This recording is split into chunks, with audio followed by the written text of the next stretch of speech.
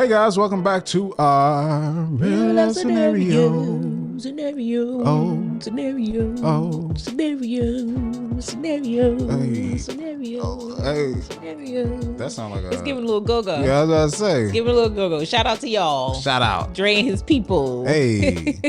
PG Ken. To all my brothers and mothers. DC, the DMVs. Slims. Mo's. All the things. All the things. Welcome back to Real Love Scenario. We're super excited that you're here. Shout out to all our real lovers. Hey y'all, welcome back. Welcome back. Welcome back. We are here. And it's Christmas season. Probably now, yeah. It's after we hit Thanksgiving, they be ready in them department stores. They're ready to turn it on. Dog, the Black Friday emails were I don't need a lot for Christmas. Mariah ready. They got her ready. Mariah's been ready since October 31st. Well, November 1st. So we are in Mariah season. I know her residuals during this time of the year is probably it's sick. It's sick. I think that is actually her Christmas. All I want for Christmas is the bulk of her wealth. Probably. That one song is the bulk of her wealth. That one song. Crazy. Shout out to you, Mariah Carey, baby. You hit a lick with that one. Oh God. And to think that she is extremely talented and has had wild success outside of that. On top of that. That's incredible. Shout out to you, Mariah. That's the probably queen of Christmas. She probably why people after that keep making Christmas albums, because they like, if you just get one. I could just get one. Get one hit. I could just get It could be the same song that been sung, but if you get your version, the hit. Yeah. They'll be playing it every Christmas. You be good, baby. You be good. You be good. Shout out to Christmas season. I don't hate it. I love the nostalgia and all the feelings around it. When you have kids involved, it's a lot different. Oh yeah, I'm very thankful that I don't have my own children, but still I have godchildren, which is still like, oh God, it's very expensive. And every year I say I'm going to do Christmas better. I'm going to start Christmas at the top of the year. I don't have to wait till the end of the year to buy the Christmas gifts. I don't have to do that. But guess what I do? Every time. Lord Jesus, make me rich, Jesus, so I could. This is just not a thing. Anywho, how are you? I'm doing well. Good. Doing well. Blessed and highly favored. Good. I'm gonna you guys start traveling for Christmas? I don't know yet. Okay. I don't know yet. Okay. But I'm gonna start responding in Black church cliches when people ask me stuff. Blessed and highly favored. Yes. God is good. He's still blessing me. Jesus still in the blessing business. Okay. I'm just thankful he ain't skipped over me this morning. Can I get amen? Amen. Hallelujah. That's so funny. But yeah, things are good, man. Good. Excited Great. end of this year and excited for 2024 and just just excited. Looking forward to beautiful things ahead. Another wonderful year, almost out of here. Yes. It's been good. We had some great highlights this year. We did, man. Lots of them. And that just tells me that there are going to be many, many more in our future. Yes, it will be. Thanks to y'all, too. Thank you. Really, really thanks to y'all. And speaking of y'all, we always transition that good. Speaking to our real lovers. Hey, y'all. We're going to read a little review. This is from Icy 2 Times. I don't think I've read this one. I see 2 times. Let's see. I usually remember them gently. It's weird. Safe space. Okay. Y'all create a safe space for honest conversations. That's on top of the production quality being top tier. Thank you. Oh, shout out to Dre Smith. I appreciate that. Thank you so much. That means a lot. It does mean a lot. Because that is a big part. No shade to nobody. But that's a big part of it. It's not just the content, it's how the content looks and how it sounds. Yes. Because if it sounds and looks crazy, I can't get with it. Personally we had a conversation about that the other day. You had to turn something off because it was just a lot. Because I was like, ooh, what is that? What's the sound? Stop that. Makes my head hurt. Yeah, so that's a huge compliment. For sure. Yes, huge compliment. Thank you. We're glad you feel safe with us. We do. And make sure that you review and follow the podcast on the podcast app. Please, please, please, please do. So let's get to our real life love scenario. So this isn't a particular thing. This is just a certain situation. So as you guys know, we had Thanksgiving roll around. We have the holiday season that's coming around, and there was a lot of cooking being done, especially during Thanksgiving and also during Christmas. And then my grandmother used to do a New Year's thing too. So a lot of cooking during the holiday season. So it had me think about gender roles, right? And two questions. So two sides of things. On the women's side and the men's side, we're going to choose one gender role each. The one is for women cooking. Do you think, and from your perspective, and I can answer from my perspective, do you think that, you know, women should know how to cook for their men? Like, is that a requirement that women should, like, you should know how to cook and know how to prepare meals, at least the bare minimum, whatever that may be for your man? And then on the other side for men is, on the men's side of gender roles, I'm asking you, and the question is for all of our real lovers who are listening, does a man need to be handy? Like, does he need to know how to fix things, put things together? Like, is that a requirement or something that you truly, truly feel like you need your man to be handy? So go. I hate to sound PC, but it's truly how I feel. Okay. I do not think that a woman should know how to cook in order to cook for a man. Okay. I don't think that's a requirement in general for all women. However, I feel like it's a great skill to have.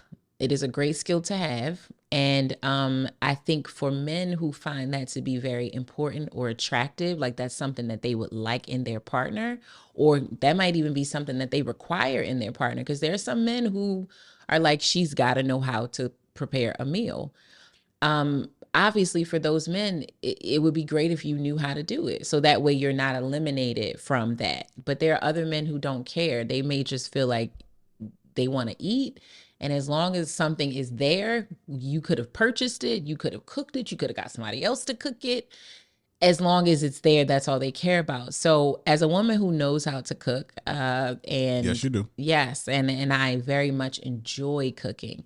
And nothing about doing that when I've been in a relationship has felt like a requirement. I've never been in a relationship where like it felt like he was like, you gotta do this. They all appreciated it though, significantly. I think it's one of the things that, you know, the few men that I was in long-term relationships with and shared housing or shared a home with, they definitely loved that I knew how to cook. That was something that they found attractive, and it was something that they appreciated about me. But it's really because I genuinely like to do it. I enjoy cooking. But do I think it's necessary? Not necessarily. Like, I always use Beyonce as an example because it's public knowledge that Beyonce, at least years ago, did not know how to cook. She jokingly said, like, y'all, I can barely boil water. So, you know, she's married. And, you know, I know it might feel like it's different because she's rich and very wealthy and they can hire chefs.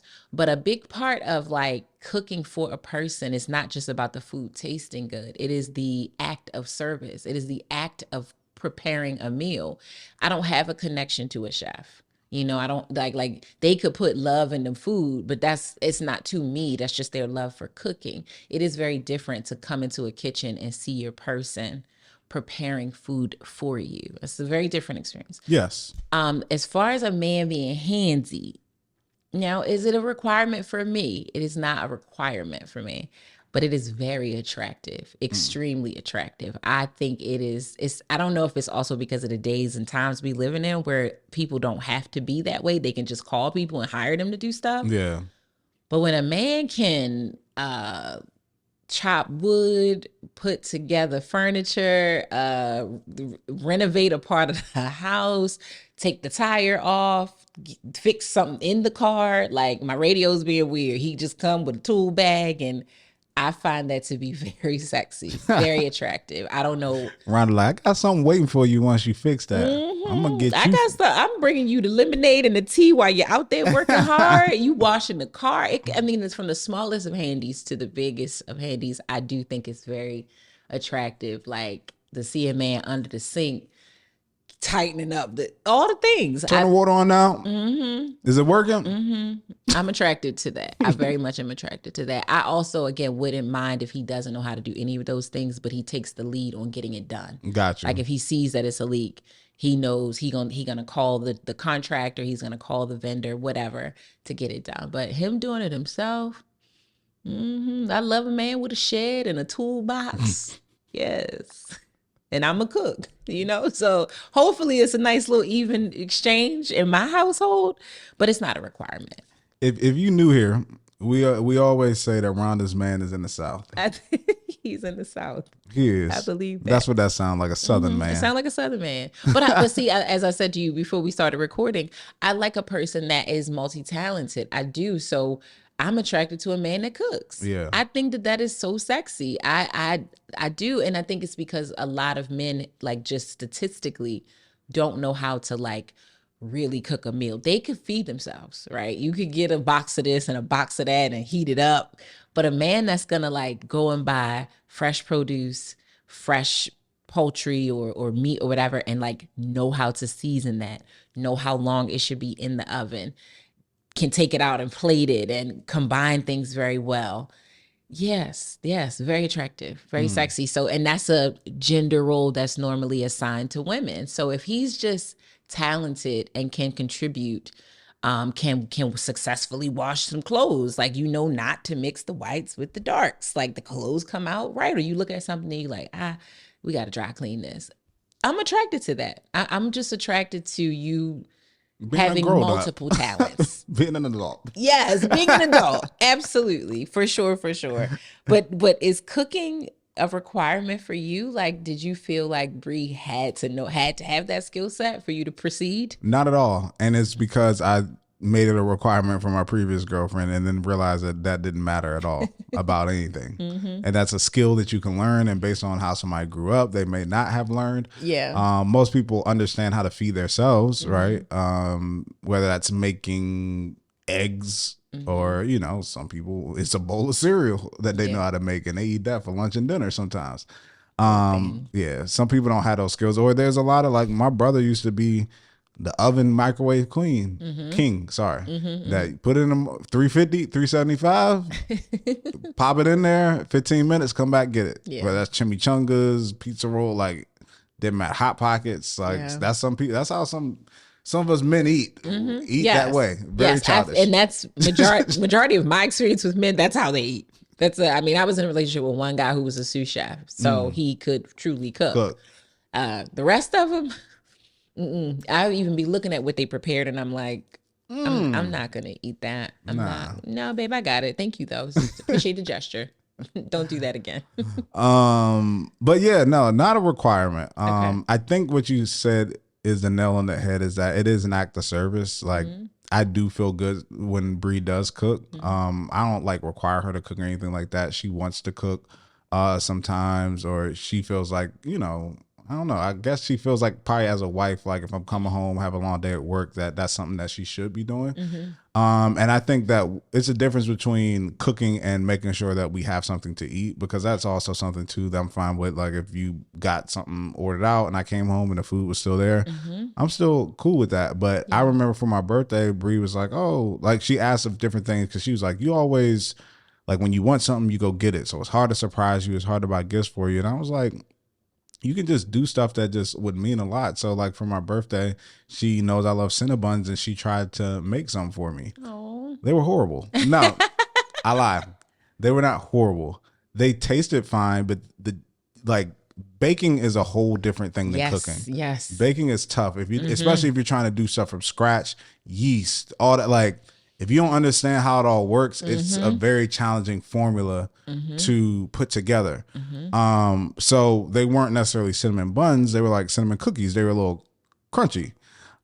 Still tasty though. Okay. But I loved it. Yes. I was like, thank you for trying and like making this for me. It's the thought. And she was like, I promise I'm gonna get better. She was like, I didn't know that you could just buy the stuff kind of already pre-made and put it in the oven. So she tried to make it from scratch, but that meant a lot to me. Like more than if she would have just bought me a Cinnabon and was like, hey, I know you love these. Here it is. It's like, you really tried and you took effort and you messed up and you were stressing out and trying to figure out how to make it and you were getting frustrated, but that was all, put yourself through that for me because you wanted to do something nice. Like, I love that. Yes. And I think that, that's my thought process towards it. But somebody always told me that everybody just needs to have one meal. Like learn how to make one meal. One that's like your thing that you can be like, what you gonna make? I make a good chicken parm. That's my thing. I know how to do that. Like everything else, I ain't a chef, but I can make a good chicken parm or something like that. Yeah. So find your meal. Yeah. I feel like it's 3.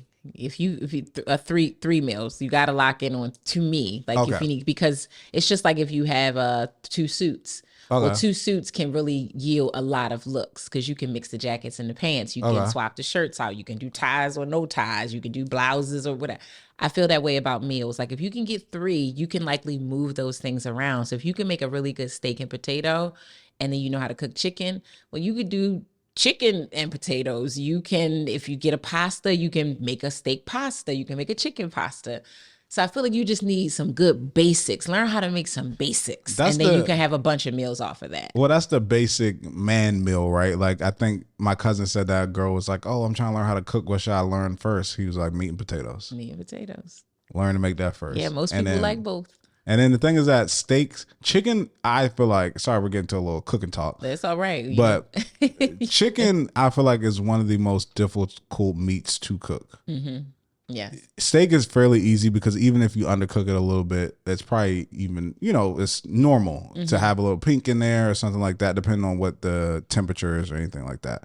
Seafood, pretty straightforward, especially because like, let's say shrimp, if you buy it raw, it's normally like gray or something like that. And then once you cook it, it becomes a different color. Yes. So it lets you know like, this is cooked.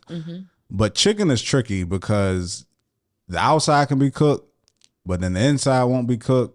So it's like getting the temperature right in order to. You got to get a thermometer. Got to get a thermometer and make sure that it's cooked all the way through. But it's still maintaining its juiciness and all. Chicken is tough. Yeah. Chicken can meat. I think meat in general, guys. I feel the same way about steak, especially if I'm cooking a cut of steak. Where cutting into it is not ideal. Oh yeah. So check it. Same thing. A thermometer will save your life. Okay, thermometer will save your life. But yeah, I think these are nice skills to have. I think they help with your lifestyle. I think if you're going on a strict budget, knowing how to cook inside of your home where you're buying groceries and preparing them and you're not eating processed foods, like those are all cheat codes. Buying processed food is a cheat code. Buying food from restaurants is a cheat code. If you're having to lock in or something, either of you or both of you knowing how to make food in your home, it's a great skill to have. But you can hire somebody to do that for you too. Same thing with handiwork. If for some reason this happens and all services are unavailable, or it's a snowstorm, or you live in a place where these resources are very far from you, at least you know how to fix it to carry you over until you can get it fixed. Are you anti-machines when it comes to cooking? Does that still feel like cooking? Like if I got a rice cooker and then an air fryer out to like make my food. I'm not anti-machines. I think. Do you feel like that's actually cooking, or that's losing the art? It depends on what the machine is. So like, let's say I cook some white rice or something in the rice cooker, and then I got like some jerk salmon that I season and stuff, but then put it in the air fryer. And then let's say in the steamer, there's a thing up top where you could put veggies, and I steam the veggies up there. Is that me cooking, or do I need to be sauteing? Nah, that's you cooking. Okay. That's you cooking. Now, a chef would say different for sure, but that's still you cooking. I feel like those aren't that crazy. An air fryer is just a creation that helps to. It's just like an oven. Literally, it's like a combination between an oven and a microwave. Nah, I think that's definitely still cooking. Buying things gently pre-cooked or pre-seasoned, that's when it's like. I know. I be telling people, I be like, man, my plank salmon so good. I buy it in a packet at Whole Foods already on the plank and just put it in the oven. Yeah, like that. Those are. That's not. It's still you still cooked it, but it's like. It's like, did you know? It's like spaghetti. People say, "Oh, I make a really great spaghetti," or "I make a really great Alfredo." Did you make that sauce from Did you scratch? make the sauce from scratch? Though, if you got it from the jar, did you cook? Yes, but you definitely took a shortcut. Yeah, and that's okay. It's okay. No, it definitely. You got to start somewhere. It's definitely more impressive, and I'll get to the handy part of things. It's definitely more impressive though. Yes. If you like cook something that's You not the roasted norm. them tomatoes, put them in the oven, pulled them out, smashed them, put them in the yes. Or if you cook something that's not normal, like you could say to somebody like, "Oh, I got some chicken, rice, and veggies I'm making." But if you tell your girl you like, "Yo, I'm making a branzino tonight," she gonna be like, "You a branzino? Where you even learn that from?" Right. And I'm hooking this up, and I'm gonna saute it in this, and you just gonna like, oh, okay, Yes, that's nice. That's very nice. Yes, people know how to fillet fish like at home. Like I don't know how to do that. I get my fish filleted at the grocery store at the butcher. But I have a girlfriend that literally buys her fish whole and she fillets it herself. She debones it herself. See, cooking takes patience too. It does. And that's the thing, is a lot of people don't have patience. It does. I eat out a lot. Yes, that's why I say it's such an act of service, because if someone is truly scratch cooking, as in everything is from scratch, that is love. That is commitment. And then the dishes that come with it, that's a whole nother. I'm telling you, when I decide, like, I'm literally be in the house sometimes, like, I really want to cook, but I'm like, I don't want to deal with any of the stuff after it, though. None of it. So then I just go buy something. I just go buy it. All right, for the people that's listening, this is a quick question. I'm gonna get to what I feel about handy things too, or handymen.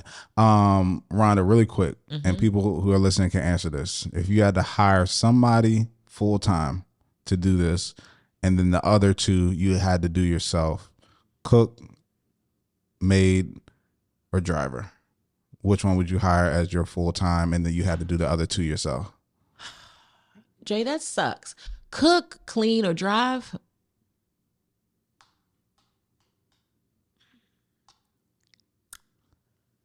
I'm picking the cleaner. I'm picking the cleaner. I'm torn only between the cleaning and the driving, because when that check hit, when we see them M's, because I believe we're gonna see them, dog. The driver is happening, and I don't even like hate driving, but I love being driven. Like I love being driven. I love not having to drive and pay attention. Like I don't have the anxiety some people have. They don't like riding with people. It just depends on who it is. Yeah. But a professional driving service, you just have no idea how much of your life gets freed up. People who can take a long, like if I had to come to DC for something from Baltimore, that's 45 to an hour and 15 minutes of my life that I can be participating in, because I'm not operating a car. I could be on a call, like a real work call. I could respond to emails. I could take care of something. I can order something. That would save my life a lot. So sorry, but I'm gonna have to go with cleaning though. I'm gonna have to go with cleaning. Yes. Got you. Okay. I can drive myself around. I can get an Uber here and there. Got you. Okay. Yes, Cool. cleaning cool. sure. And I have a cleaner now. So, to have someone do that all the time would be great. Yeah, that would be awesome. Yes. What about you? Chef for sure. Chef. Okay. Yeah, chef for sure. Okay. Because that's where I look. Most of my money goes to food. Honestly. Yeah. So handyman. So I think men should, try to learn to be handy. But one thing I realized too when I was going to college is that a lot of people's fathers don't teach them certain things, or some people don't have fathers around to teach them certain things. Yeah. Like my stepdad taught me how to tie a tie. My stepdad taught me how to change a tire. My stepdad taught me a lot of things that are handy. He was handy himself. And a lot of times, especially when it comes to certain classes and stuff, you're handy by necessity and not by choice, right? Yeah. It's like, oh, this hot water heater in this house broke. How much did repair? How much it go? Let me get on. Let's figure out how to do this. Hot water heater. Let me figure out how to fix this thing. But that's how it happens. But I learned that from my stepdad, and I think my wife likes that, right? It's like, I've changed 3 or 4 of her friends' tires. Oh, like my tire's flat, and I've gone outside, changed their tire for them, and it's like, I'm sure my wife is like, look, that's what I mean. Yeah, look at that's me, y'all. It's handy, so absolutely. But I'm not ignorantly like handy to the point to where like I'm not hanging no 75-inch TV. Right. Not doing it. Because when this TV fall on the floor, because I know the process. I know you got to get a stud finder, find a stud, and you got to screw it in. You got to get the anchors. I understand that. But when it comes to something that big and like, I want to hire a professional. But the normal stuff around the house, I could do that. So yeah, being handy, I feel like for a man, you should try to be. Mm-hmm. But if you weren't taught, then it is what it is. But we have YouTube University now. I have a degree in photography and videography from YouTube degree and podcasting as well. I have real life experience, but a lot of my degrees are from YouTube. Yeah. And I've made a successful career out of these things with my degree. So you can go on YouTube and learn a lot of different stuff. You can, man. You definitely can. They're great skills to have. Any skill is anything you can do to, like, people who can speak multiple languages. It's very handy when you travel to certain places. You know what I mean? So I'm into both. Not a requirement, but very nice skills to have. For sure. For sure. Awesome. You ready to get into our real love scenario? Let's do it. All right. So this week, our real love scenario, our real lover, she named herself. So I don't want y'all to think I came up with this name. She wrote in and said her name is Desperately Lonely. She says, Dre and Rhonda, I'm a 56-year-old woman with 4 children, 2 of whom are grown.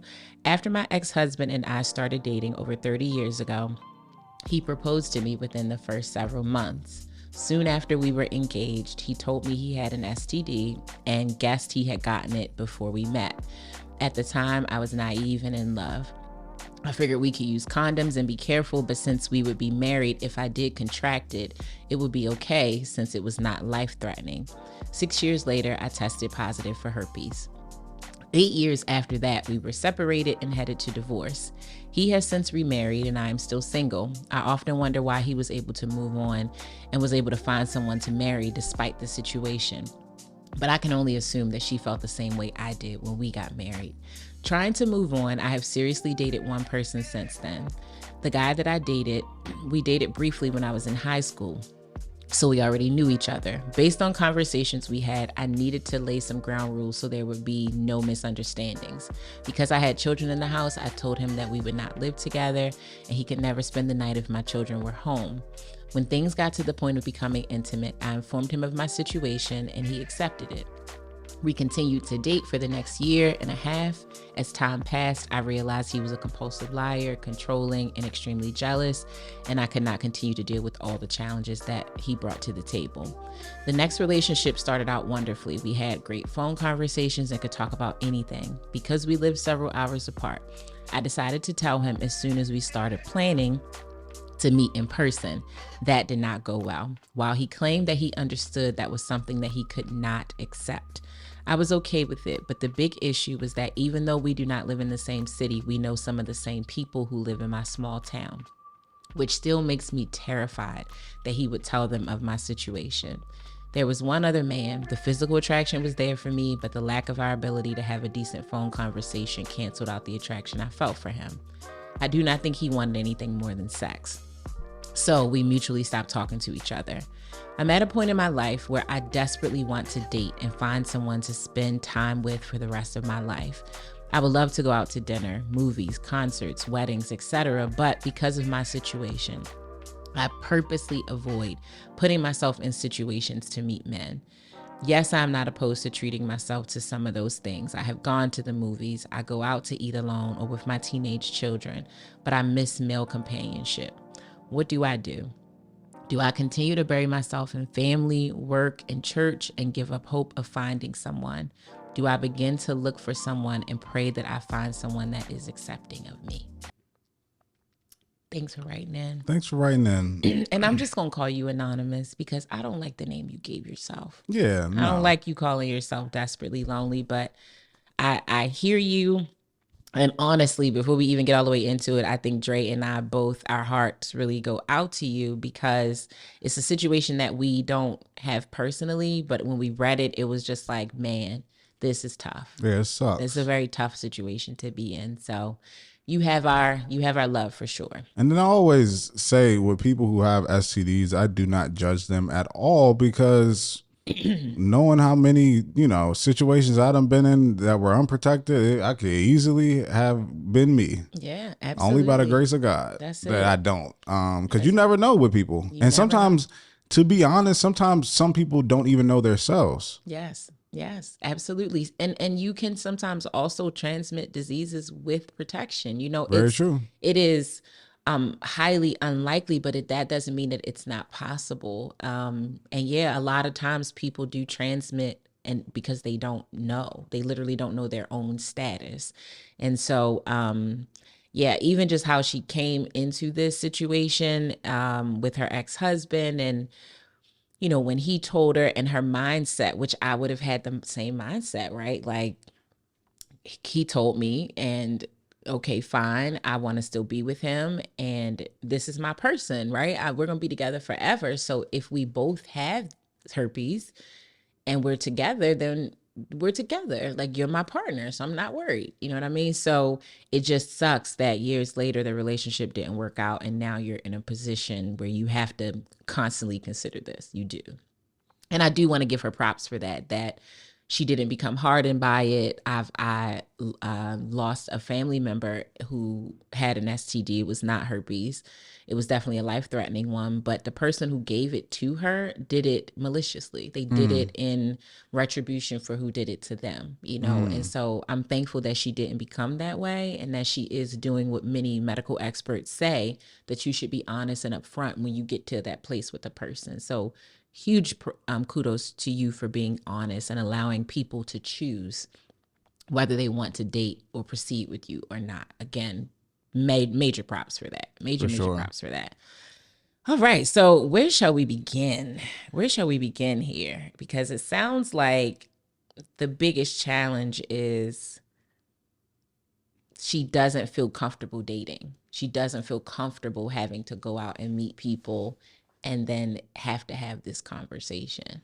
Yeah, I think that this just kind of speaks to a larger point just in general. And I think that for Anonymous, this is a little bit different because you made a conscious decision to move forward after knowing it ahead of time. And when it comes to certain things, is like you say, risk reward, and there is some risk with moving forward with that. And unfortunately, you got the short end of the stick when it came to it. But I think there's a bigger lesson just in general, is that, every action has a consequence, right? And for those out there who are, having sex with multiple partners and unprotected and doing all these things, just know that you are putting yourself out there for this to be a possibility, and to have that, for life, which is, the main ones, what those are. Yeah. So just being, discerning, being smart, protecting yourself, learning who you're actually with before you're with them. And we've all had those moments of fast times where we've had sex, or unprotected times to where it probably wasn't smart and we didn't know the person as well, but we just were like, hey, we're doing it. Yeah. And it's like, just for all of us who have dodged situations, there are people who've gotten babies from those situations and have gotten STDs from those situations. And it's unfortunate, and you have to deal with that. So those who are out there, like I said, just be smart, understand that what you're chasing is a moment, but that moment can affect you for a lifetime. That's it. And it's important who you share those moments with.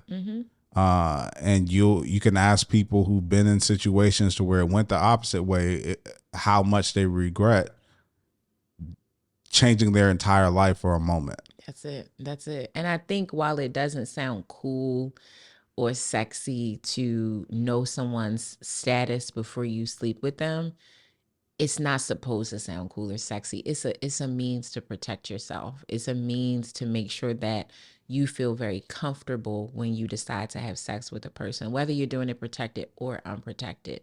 I have gotten tested with a partner before, but in full transparency, have I done that every single time? No, I have not. And again, it's because even that feels like a weird thing to say. Like, hey, I like you, we've been kicking it, and it feels like we're getting to the point where we're about to have sex. Can we go and get tested together? It feels kind of weird to say that because so many people just don't do it. Yeah. Most people just go off of vibes and looks. Like I one guy told me, like a friend of mine, like he doesn't use condoms. And I'm like, so you just Russian roulette like all the time? Like you never do it? Like what do you do to reason? Like, are you using anything to reason? He's like, I mean, I kind of just base it on how they look. And I'm like, whoa. what? Like, you do know that people, it's majority of these things don't look like anything. Yeah. They do. And in fact, I don't know of any sexually transmitted disease that literally you can tell a person has it when they come walking down the street. Like she just looked dirty. Yeah, like that doesn't, she could very well look dirty and not have an STD. I mean, there's things that, I mean, unconfirmed, but rumors that a lot of these celebrities that y'all like got stuff too. Yeah. So it's like, that is not a way to rationalize if someone has an STD. The only way to know is to get tested. That's the only way to know. So I do think, and I want to, not just encourage myself, because I ain't doing nothing at all right now. So I know I'm good. But before you decide to do that with someone, you should get tested, because as Dre said, that moment, that feeling that you're chasing could change your life. It could literally change your life, and you could find yourself, and not that this is our real lover situation, because she received it from her partner. Sure. So she wasn't casually just having, sex with people, but it could change your life forever. And you could now find yourself in a situation where you have to, at least you should, tell people up front that this is something that you are dealing with, and you want to give them the autonomy to decide whether they want to date. I would rather ask you to get tested than to have to tell you that I have something, and would you be okay with still dating me? I'd rather have the awkwardness up front than the awkwardness on the back end. Yeah. When I was dating, I remember I used to always bring it up and ask, because I'm a very cautious person, very, very cautious person. Like, I take a lot of precautions, and that's just the type of personality that I have.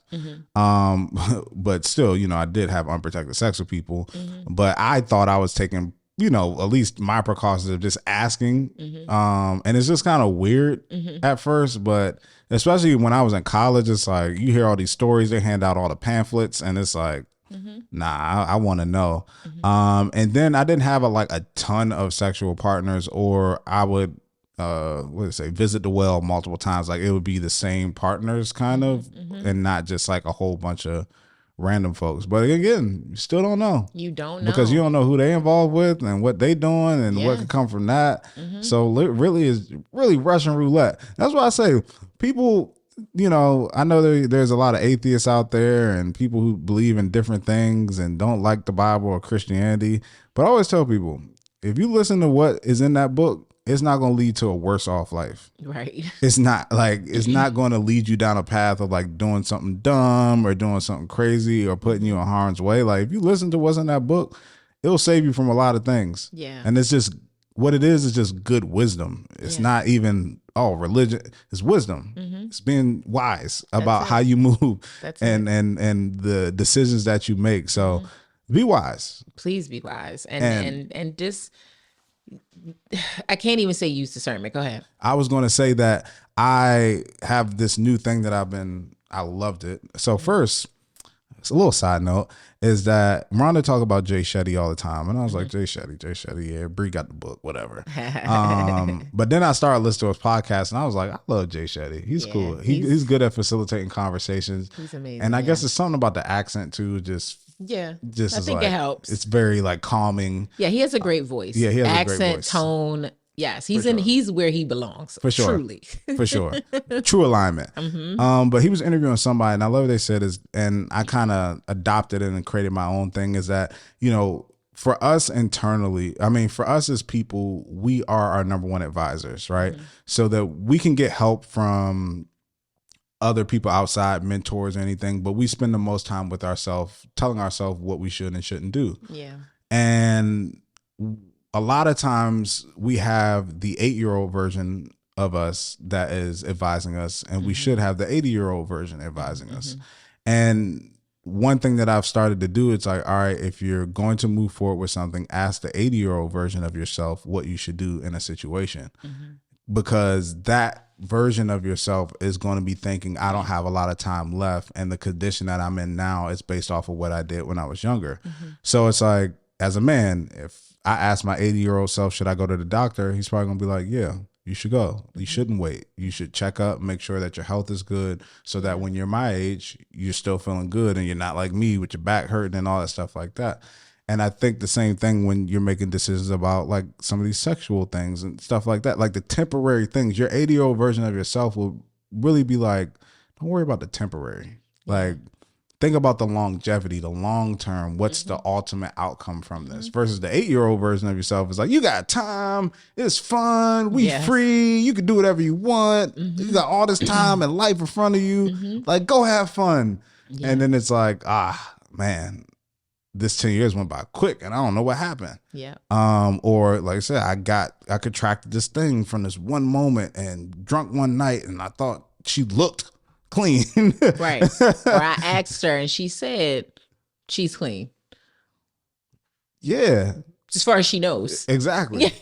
So it's like, nah, you can't, you got to just make smart decisions. So I feel like that's one thing I took away from this. And this is not just, this is not her situation specifically, but when it comes to STDs, it's just good decision making because we can all have been in this situation. So just having discernment for sure is important. Yeah, absolutely. I didn't say this at the very top, and but I do want to say it now that obviously Dre and I are not doctors, right? We're not medical professionals. And so because of that, this overall and how to deal with it and how to manage it and the statistics and all of those things, we can't get but so far into the rabbit hole about it.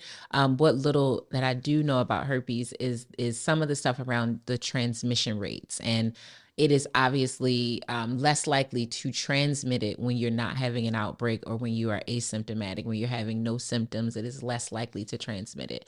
But just like anything else, protection is your best protection. Like using protection is the best course of action to move forward with it. And I do want to say that there are so many people that are living with it, that if you do meet someone that has it, it is not a death sentence. It is not something where you should look at them, as Dre said, and judge them. Because one, you don't know how it happened. They are just telling you that they have it, but it doesn't mean that they were promiscuous. It doesn't mean that they were participating in risky behaviors. Very true. It doesn't mean any of those things. You can also get herpes through oral transmission. It's not always sexual transmission. You have to exchange a bodily fluid, again, most likely during a symptomatic experience. And so you don't know. Even reading this and thinking through it, it had even challenged my mindset, around like, if I met someone and I was really enjoying him and he told me that he had herpes, would I be like, no, I can't proceed? Truth of the matter is, I might. As long as I can understand it, as long as we can take as many precautions as possible, especially if we're going to be together and potentially have a family, we have to, at some point, have unprotected sex. At least I would think, in order to produce a child. What is the risk around that? Can that happen where I don't contract it and our baby doesn't contract it, and we can still live our lives together and be safe and as safe as possible, So it is something that really made me think about it. Like, man, I think of course, first hearing it, I would be like, because of course you don't want it. Yeah, you know what I mean? Sure. Like even though you can live a life very normal, all the things, I don't want to have it. You know what I mean? Yeah. So I think I would actually be open to it. I think I would be open to this particular one because I have people in my life who do, and they live just fine, and they have been married and in partnership and all of the things. So there is hope. It is a way to live with it and to live in love with it, to have a partner who knows what's up and they support you and they encourage you. So yeah, I think this was, it challenged me to think about it too, as a single person that's dating, that with the statistics and the number of people, I think it's like 1 in 4 or 1 in 5 people have genital herpes. It's possible that might happen. And so it's something that I truly have to consider and be open to potentially dealing with when dating, so I'm not at this point opposed to it. It's just, what are the precautions? What are the steps? And I think knowledge is power. The more you educate yourself on how to manage something and not consider it a death sentence for someone else, I think you can live with it and be fine. Totally. I feel, like I said, incredibly bad for her. And I hope when you listen, Anonymous, that you don't feel that we pity you at all. But I think the challenges of dating today are already Tough. tough. Yeah. Right. And she's an older woman, I will say. She says she's 56 years old. She's been married before. She's got 4 children. So you think about all of these things. And so to have this added layer, I just want to encourage you, because I even read and saw, like, there are people who started new relationships after having a diagnosis. They are in love, they have a family, they had new children, and all of the things. So that tells me that there is hope. For sure. Absolutely hope for you. And speaking of hope, I think that that's one thing I looked up as soon as I read this. I was like, all right, I know there's apps for everything. Christian Mingle, Farmers Meet, everything. Yes. And I know that this is probably a challenge with people who are in this situation. And I know that it has to be something that's created for people to meet who have like STDs. Yeah. And there is. So I saw something that's called Positively Single, I think, or Positive Singles or something like that. This is not an endorsement. I don't know. Never been on the site, but I just, when I looked and Googled it, there were plenty of dating apps that were available and dating, communities that were available to meet people who, have this condition or have, an STD. So I think that I would encourage you maybe to look there. Yeah. To find just community. Yeah. I think that's the thing too, is that it may not even be finding somebody to date. Maybe you just need to find a community, like people who are openly saying like, this is something that I deal with, and you can find comfort in that. You can meet other people in that space. You can talk to them about how they dealt with it. I think that it's something that I know is very challenging to talk about. So I can't say like, oh, share it with this person, share it with that person. Cause I know that, if it was me, it would eat me up inside probably. And I would be scared to share. I would want it to be a need to know basis. Like, I don't want everybody knowing that. Yeah. Like she said, and lives in a small town, because people are judgmental. Judgmental, exactly. But I think that when you can find community, and this is not even when it comes to specifically STDs, but anybody dealing with something, when you find community around that, whether that's new moms or like somebody who's been through it, somebody who understands, and people you can actually have open and free conversation about, it kind of helps you to get in the right headspace. Sometimes it gives you encouragement about the outlook for your life when you're dealing with these things. So I would just encourage you to try to find some community in that. And the biggest thing you said that, you want to bury yourself in church. And I think that is when you show your faith really, and just saying like, God, you knew my heart when I was with my husband and made this decision, and I ended up marrying him and thought this was going to be my person I was going to spend the rest of my life with. But this is what happened. And now I'm in this position, but I have faith. I go to church, and I believe that you have somebody for me in my life. Just please teach me how to live alone and be content on my own, so that I'm not out here desperately lonely. Yeah. That I am fine by myself if that's what you have for the rest of my life. Yeah. But I am ready and I am open. So please, if you have somebody for me, uncover my eyes so that I could truly see, and trust and reveal, the innermost workings of my heart, so that I can be with somebody that makes sense for my life. It's like, if that's the prayer you pray, if you say you believe in God, just don't give up hope. That's it. Don't give up hope. Don't give up hope. You have to hold on to that. And that goes for anything. Good people have flaws. Good people have imperfections. Relationship-minded people have STDs. Amazing people have disabilities. They do, to me, if they want it, they still deserve love. They still deserve partnership. If they can find it and they can have it, they deserve it. And I think as much as I want to talk to our real lover, I want to talk to people who are just out here dating and just single, that don't shut someone out without fully understanding their story if they aren't giving you any sign that they don't deserve your attention. You don't know who your person could be. You don't know if you're just looking at them through a diagnosis, if you're just looking at them through a perceived or physical flaw. I know it's hard when you don't have one to look past someone else's. Like, could I really date someone who is a paraplegic? Could I really date someone who has an STD and I don't?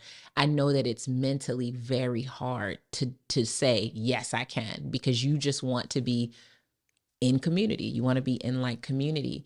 But there are so many more people out here than those that are just like us. And they are amazing and beautiful people too, who deserve chances and opportunities. And so I'm challenging myself, like I said, specifically on this, but just in general, that we don't look past people for things that at this point they can't control.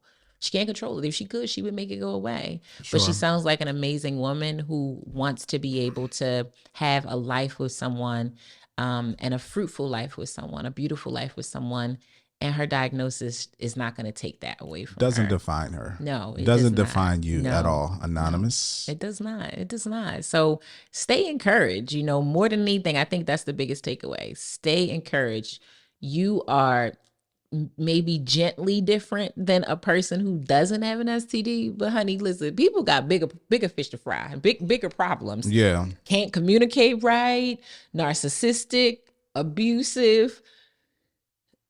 Those are the people that we need to stay away from. But a good-hearted person that just found themselves in a situation that they can't control, they shouldn't be kicked to the side. So just stay hopeful. Please stay hopeful. And don't refer to yourself as desperately lonely. Please don't. Speak life into yourself. And as Dre said, not just find community for dating, but find community for support and encouragement. For sure. That website, just in a couple of quick clicks, I was able to find several groups, support groups, people who can give you resources and point you in the right direction. Love that. Yeah. So thank you for writing in. We Thank appreciate you. you. If you want to write in, you know where to find us, relationshiprestored.com. Click the contact button. Let us know what you're dealing with so we can try to help you.